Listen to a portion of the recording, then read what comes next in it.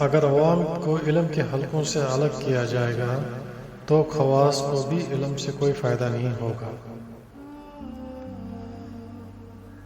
حضرت محمد صلی اللہ علیہ وسلم نئے آنے والے ساتھیوں کو پرانے ساتھیوں کے ساتھ بٹھاتے تھے تاکہ نئے ساتھی متاثر ہو جائیں۔ صحابہ جب کسی صحابی کے اندر کوئی خیر اور خوبی دیکھتے تھے تو وہ ان کی صحبت میں رہتے تھے اس خوبی کو پانے کے لیے۔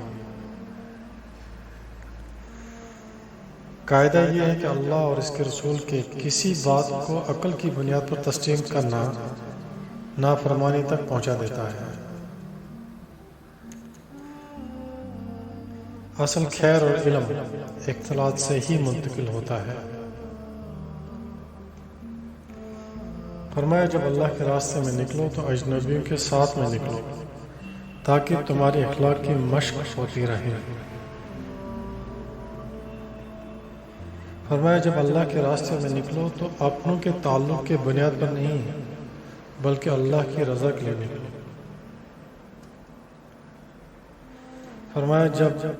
فرمایا بہت سارے جھگڑوں کی بنیاد فساد، بگاڑ اور بے دینی اس لیے ہے کہ انہوں نے علم کو صحبت سے نہیں بلکہ باقی ذرائع سے سیکھا ہے۔